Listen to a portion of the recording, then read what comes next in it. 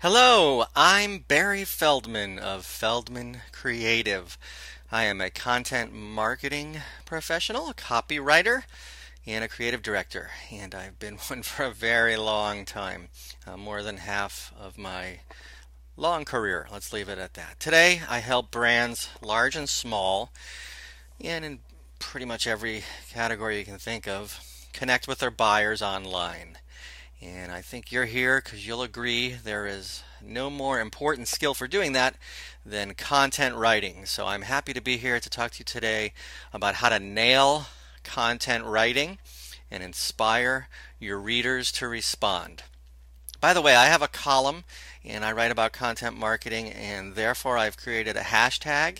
So if you wanted to continue the conversation after today's presentation or ask questions, use hashtag CM Minds on Twitter. That would be hashtag CM, short for content marketing, Minds. Okay, today we're going to tackle this presentation in two parts. And first, we'll talk about the planning stages that would precede your writing. And we'll cover these topics here: objectives, media research, the creation of a message in your story. And then in the second half of my presentation, I'm going to lay on you writing tips that have served me well over the years, and hopefully will do the same for you. Let's put some ground rules down. These are our guidelines here before we start writing. We have to agree that great writing requires preparation and great content requires planning. So, where do you begin with your plan? You zero in on your goal, and ironically, at the start, you begin with the end in mind. You are a marketer. Oh, sure, content marketing resembles journalism. In some cases, it actually is journalism.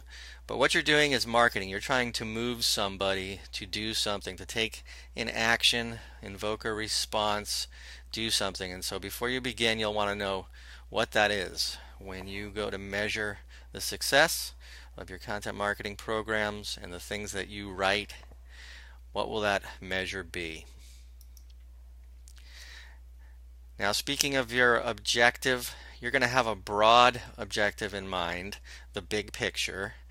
And then when you create a piece of content, you're going to have smaller but supporting objectives that are pieces of the puzzle, and these need to be in alignment. And that sounds theoretical. Let me try to give you an example inside of what's going on here. I am attempting to help you with creating more effective online marketing. That's what I do, and that's my broad marketing plan. And today we're focusing specifically on the writing of content, which is a specific objective of a specific piece, in this case a presentation and a webinar. So know these, have them either in mind or on paper. I think a lot of solopreneurs or entrepreneurs at small companies might settle for having these objectives understood. It's probably best to write them down, and it's required that you do that if you're in a medium-sized or larger organization, and you're going to be collaborating with different departments, different people, different professionals, perhaps some outsiders, freelancers, contractors. Have everybody know what the broad objective of the marketing plan is, and then you'll be able to serve it with the content you create. And it has to answer this question: what response will you aim for? Just a few slides ago I talked about zeroing in on your goal, and there can be quite a few responses. What's yours, and what are they at large, and which one are you shooting for in a specific piece? Often at the end of a blog, you might ask for somebody to share something. You might be looking to collect an email address for those that whose emails addresses you don't already have, and that would be the beginning of a lead nurture program. The list of responses is pretty long. You might be thinking about having somebody refer you, recommend you, attend an event, and of course buy or try your product or service. So have a very clear understanding of the response you're aiming for. How will you deliver value? What questions will you answer? These are really important thought processes and exercises to go through in the planning and preparation stages before you write. I was part of a roundup or a published piece that a friend and peer of mine did, and he asked a lot of content marketing professionals the simple question, what is content marketing? And he got a lot of answers, and he published a great piece. And I had to win the award for shortest answer, I believe. I gave him 3 words. I said content marketing is proactively answering questions. Let that one sink in for a sec. Now you might take a counterpoint and say, well, my content marketing plan is an Instagram stream of pictures of food or landscapes or backyards or animals or what have you. That's content marketing. Yeah, I agree. And you're going to have variations of this definition, proactively answering questions, but particularly when you have longer selling cycles, that would apply, of course, to a lot of business to business products. Your job is to anticipate the questions that your customers are going to ask you and answer them proactively. Here at the end of my slide, I say, think, I'm here to help. I like this tip. I like to think you should be, or you should strive for, as a content marketer, becoming the trusted friend of your reader. What do friends do? They listen. They get you. They know what keeps you up at night. They have a handle on your problems, and they're helpful. So consider that as you're planning and preparing to do your content marketing piece. And now comes research. You're going to have to know the turf. Let's look at some of the ways you will dig in.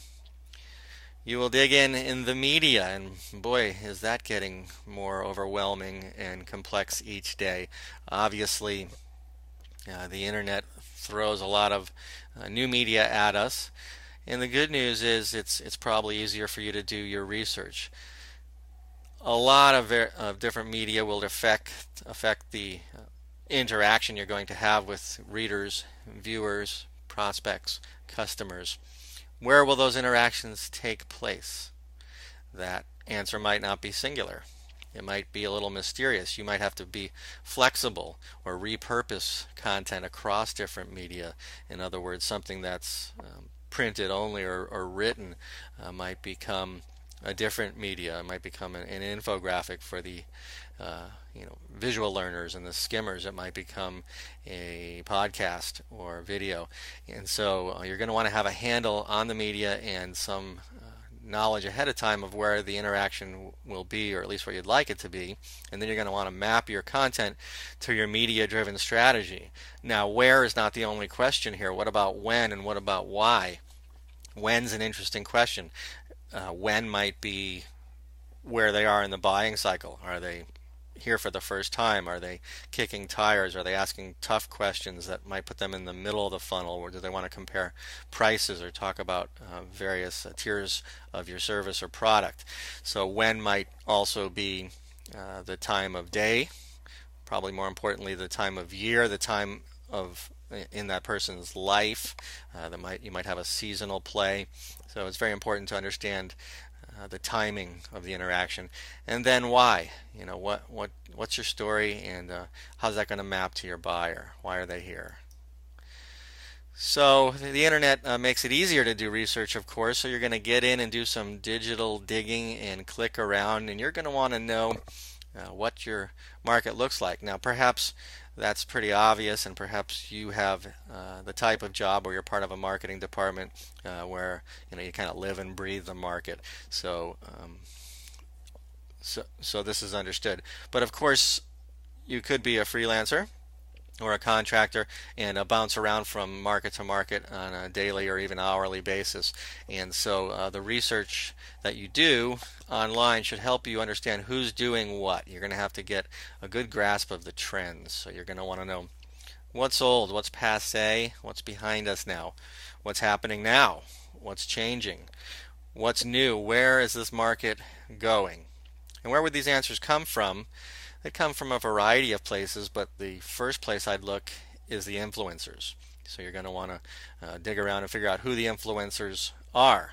Those, of course, could be individuals, speakers, writers, um, business leaders, but of course they could be larger than individuals too. They could be publications or publishers and organizations, and of course companies. And speaking of companies, your research should also include tracking your competition and getting a very good grip on what your competition is doing. What are their tactics? What's their brand story? What voice do they use? You're going to want to understand as you plan how you are similar to your competition. What's the connective tissue there? But then of course you're going to want to understand how you differ. Now you can't wing it when you're going to do content marketing and you're going to nail it. You're going to have a meaningful message or you'll risk failure. So after this research starts to come together and you're putting a plan together, know exactly what your message is and what it means to your customer. And serve a big idea and mix in some tasty ingredients. Now I suppose this is reiterating what I talked about earlier with macro and micro agendas. But your big idea, let's think of that as in this food metaphor, I suppose, where it's the plate. It's perhaps the entree or the meal itself. What's the takeaway going to be? That's your big idea. However, that plate is going to be flavored, if you will, with tasty ingredients. And so inside of a piece of content, perhaps it's a blog post or infographic or roundup. When I say roundup, I mean like a series of interviews. There's going to be different ingredients, so you can have a lot of variety to make your content more interesting. So that's a way of looking at that. Now, how will your content be relevant? Each chapter that you write should map to the big picture of the story you're telling and your overall objective. So again, kind of review, but remind yourself of this. If we had a whiteboard, I might draw a circle on the left and say, this is your brand, this is its story. And then I might draw a circle on the right and say, this is your market, this is your customer. And then you overlap them ever so slightly and colorize the part where they overlap. And that's the sweet spot. This is where you can be most relevant. And now we're going to get ready to write. So hopefully you have done the digging and the research and identified your objectives and figured out how you're going to go about making your story unique. How will you tell a unique brand story? In a classroom setting, should I be the teacher and throw out a question? What's your favorite brand? There's going to be a variety of answers, but some of the obvious candidates are going to rise to the top, and they're generally Amazon and Starbucks and Apple and Nordstrom and BMW and Red Bull. The list differs, of course, based on the audience and its demographics. But these are the companies that clearly have a brand story. There's no accident involved in what they became and what they mean. They know their why, so to speak. So how will you tell a unique brand story? In the end, you're about to begin writing. You need to have the answer to that question. It's time to write. It's time to make your content come alive. See that nail there? Let's talk about how to nail content writing. Hit your headline hard. How about that for an action word and an interesting headline itself? I often come back to the headline writing part of a lesson about creative writing or marketing writing, or do it at the end. And the reason why is people are often intimidated by that blank page or monitor staring at you saying, put a headline here. And I think you want to get over that and write your piece. And when you do so, it probably becomes a little more obvious in the end what your headline should be, or you probably have a better idea or ideas for what your headline should be. But anyway, in this interactive age, certainly the headline is all important. Not that it wasn't before we all got webized, but now that headline becomes the thing that's shared. In email, it's your subject line. In a tweet, it's simply your headline all over again. And as people pick up your story and run it, it's teased in a miniature synopsis form. So the decision to click or not to click traces to the headline. So it's something that you have to put a lot of thought into. There's really no more important thing you can do as a writer in the creation of a piece of content. So I've given these pieces of advice, and boy, this first one really goes over well. Make it a party starter. The second one, tantalize and tease. And the third one, touch a nerve. So real quick, make it a party starter. What do I mean?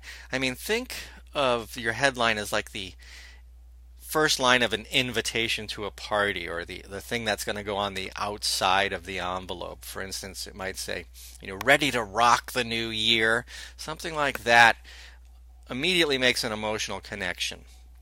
I like headlines that don't do benefit 101. Now, that's not to say you can't write a good headline that says, how to save time, get rich, retire young, and live happily ever after. Something like that might do the trick. But even that itself did not answer the question how. So I really like the curiosity building, tantalize, and tease aspect of a headline, and I think it plays very well online. And then touch a nerve. Writing is about invoking emotions, and if you're going to do it successfully, you're going to touch a nerve. So think about these things when you craft a headline, and write a lot of headlines. You might have that miraculous lightning bolt that makes it so your first idea is your best idea, but more often than not, I think you'll find great writers spray a lot of headlines down. They might even test them in miniature focus groups or run them by people, and that's a great way to call the best, the strongest headline of them all. Get over yourself. What do I mean by that? You've probably heard this advice a lot, but it's amazing how often it's ignored. What I mean by get over yourself is that the most important character in the story is the reader. You want to say you, and it's horribly painful to read about a company talking about themselves in third person, using the name of the company over and over again. There are places where that's going to make sense. But the voice you want is that of a second person. When you're talking about yourself, say I or we or us. And when you're talking about your customer, don't call your customer a user, or an end user, even worse, or a job title. Have a conversation one-on-one and make the topic of the conversation the reader. People are simply there serving their own interests, and no matter how many times it's said, and what I'm saying is this thing that is said is they don't care about you, Mr. Brand. They care about themselves. No matter how many times that's said, it's ignored amazingly often. Get the nod. What do I mean by get the nod? I mean, you're going to want to create this feeling of belonging, a strong emotional pull that writers need to take advantage of. And this occurs, in my mind, when somebody lands on a landing page, website, Facebook page, what have you. You want that person to kind of physically, or at least psychologically, nod and go, yeah, I'm in the right place. I feel comfortable here. It's like that page is the lobby of your store, and you don't want them to go, do I belong here? Should I get out of here? It's uncomfortable here. So you get the nod by posing a question. Are you looking for blah, blah, blah? Hopefully the ones that answer yes came to the right place, and you can help them find blah, blah, blah. You might do this by making a statement. You've come to the place where blank.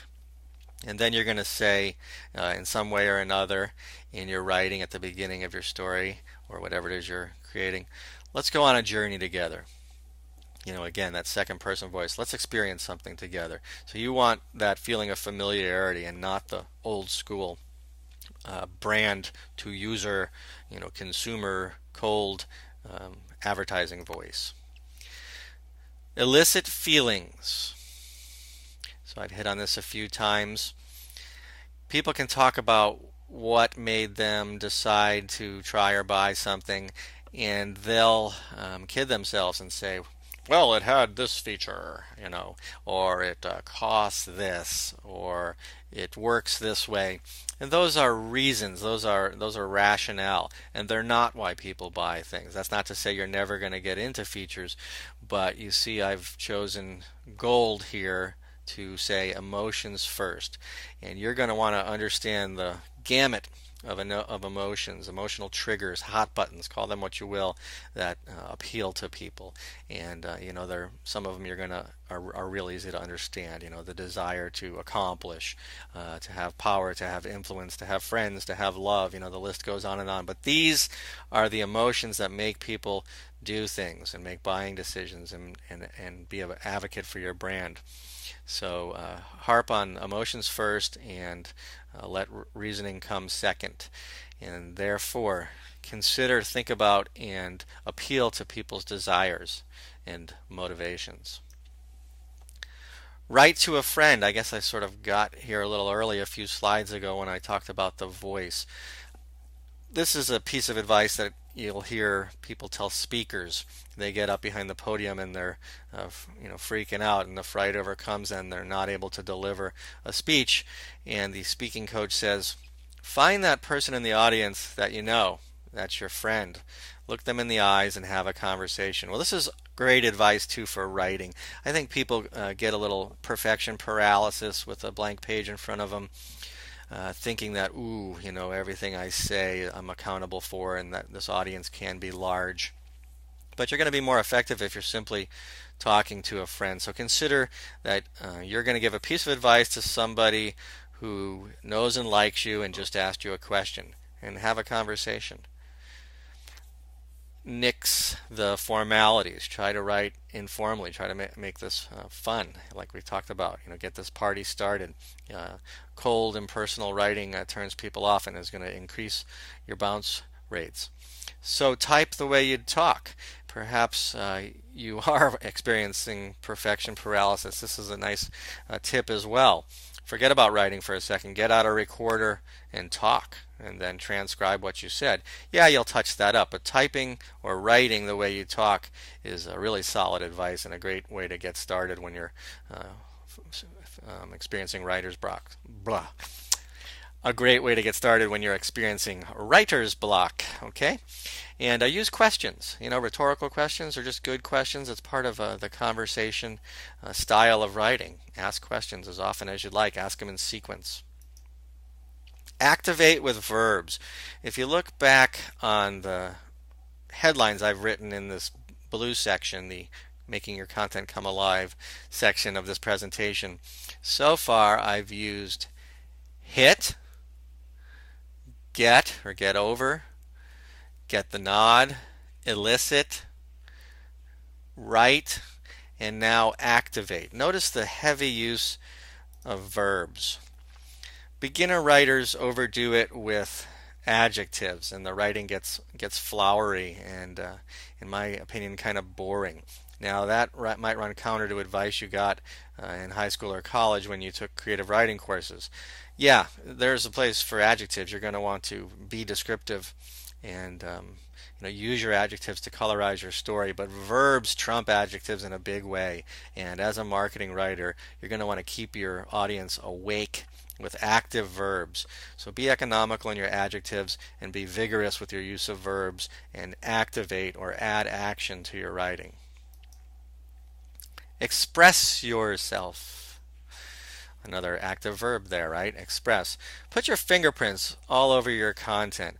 Find your voice and use it. I imagine this could be the topic of an entirely separate webinar, and it's certainly been the topic of a lot of posts and books and presentations. And it's very abstract and a little bit hard to teach. So there are exercises that you'd use to find your voice. So we won't get into those today, but make a conscious effort to do this, particularly if you're new to writing. You're going to be gratified when somebody says, only you could have wrote that. That means you're writing like you talk and your personality is coming through. And that's what your readers are looking for. I like to say you either get remembered or you get forgotten. There are no other choices. And so try to achieve the first, get remembered. You'll do that by being expressive and using your voice. Speak human being. Now, of course, we've talked about your voice and conversational style, but here I mean avoiding the things that feel less human, that sort of institutionalize your copy. techno babble. If you start talking about speeds and feeds and gigabytes and gigahertz, you're really talking about time and space when you're talking about those things. So put a lid on the lingo. Don't use long strings of hyphenated words that become adjectives and insider speak. Talk like you're talking to the CEO, and in fact, think like you're thinking, or you think like him, and write to him or her. That CEO, they want the short story that is easy to grasp and understand. So there'll be a place, in your collateral and on your sales pages where you get into your whatever service-oriented architecture or some sort of thing. But those type of words do not make for good headlines. People don't talk about service-oriented architecture. So use little words to express big ideas, and you'll be far more successful. Have fun. Writing should be fun to do. It should be fun to read. And so consider these tips. Lighten up. Be cheeky. By that I mean have your tongue in cheek. I get told that I'm snarky and sarcastic a lot, and I suppose if that was a bad thing, my readers wouldn't be coming back to me. So I'm using my sense of humor, and I'm cracking jokes. At least I'm trying to. Use rhetorical questions. Use your sense of humor. Have fun with your writing. Tell stories. Again, the topic of books and posts and articles of every type, and a presentation unto itself. But take a look at the storytelling elements that go into the story. The story is the way that you're going to achieve this memorability. They say, people won't remember what you said, and that applies to writing too. They really won't remember what you wrote. Think of your favorite film, or probably more. You probably watched your favorite film over and over again. Think of your favorite book that you read, way back a long time ago. You don't remember what it said so much. You might even have, lost track of the details of the plot and the character, but you're going to remember how it made you feel, and that applies to speeches and experiences, and of course the experience of reading something. So if you can evoke emotions by telling stories, you're going to be more memorable, and you're going to achieve your goals. So what are the elements of storytelling? The list could be longer than this, but generally speaking, there's that once upon a time thing. Where are we? What time are we talking about? Is it yesteryear? Is it now? Is it the future? Where are we located here? Great way to open your story.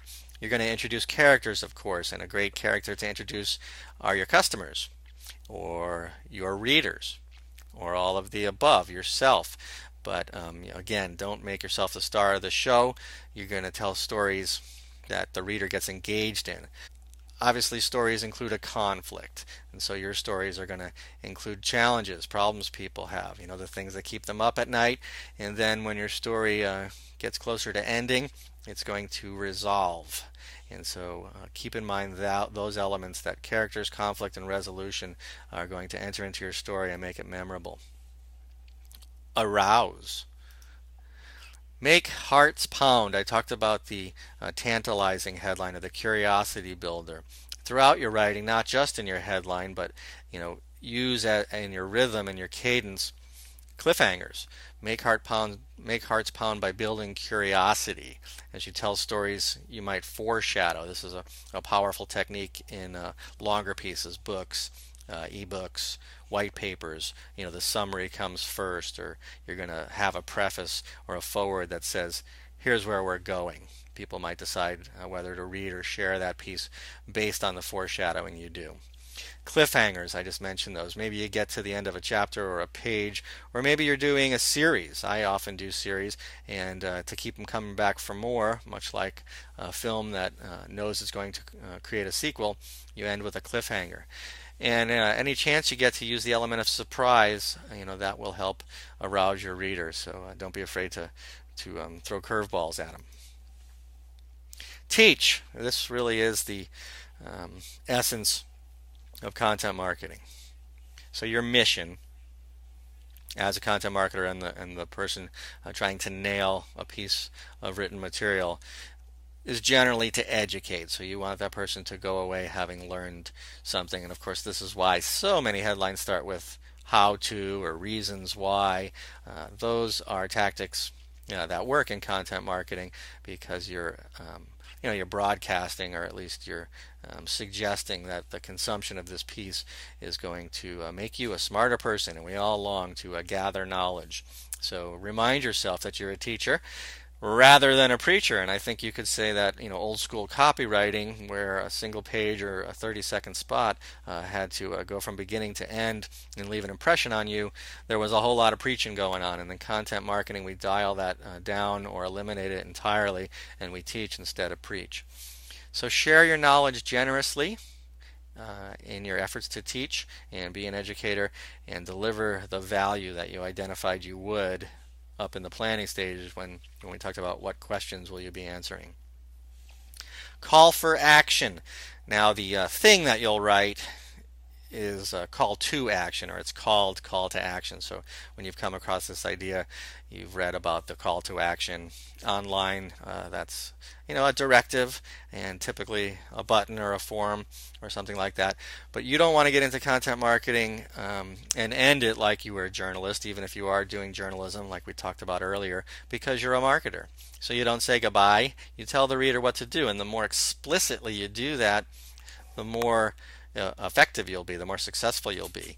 So when you tell somebody, I want you to do this, you make it feel urgent. You say, download now, get this. And studies have proven with the words that are kind of passive and dull, or passive and less explicit, like submit, meaning submit, the button submit, don't work as well as explicit instructions that include the reasons why. Click here to learn X, Y, and Z. So here's a list of things that are popular calls to action. I want you to sign up for something here, now. I want you to share this. Click that little icon there when you see that bird. Share it now, please. Download it. I want you to register. I want you to come to an event. I want you to subscribe to my newsletter. I want you to pay for a series of webinars I deliver. I want you to try this. This is a super common call to action in the freemium model. I want you to try this. I'm going to make you feel good about it and safe about it and risk-free about it by giving some version of it to you for free, or a complete version of it to you for now. You know what I mean? I'm sure you've done that. Or, the ultimate call to action, get out your wallet, please, and buy this. It will make your life better. So to summarize, go back and preview what you're going to do in the planning stages and the preparation stages. And here's my review. Preview what you're going to do as a writer by reminding yourself of the preparation involved and the planning involved in effective content marketing. Nail that stuff. Hit it with a hammer. Hit it hard, and the reader shall respond. That's what I hope you've gained, and I hope you've picked up some ideas today that will help you become a more effective content marketing writer. Again, my name is Barry Feldman. I'm pretty easy to find. My website is feldmancreative.com.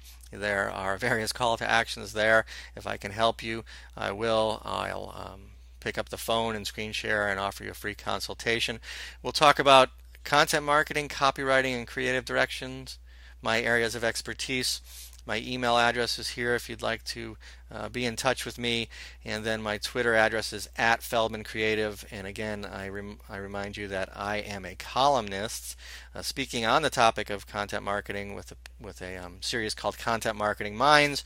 And on Twitter, you can find me, or I'll find your comments or questions by using the hashtag CMMinds. So thank you very much for your time today. I really enjoyed speaking on this important topic, and I hope you leave having learned quite a bit about nailing your content writing and getting your readers to respond. Goodbye.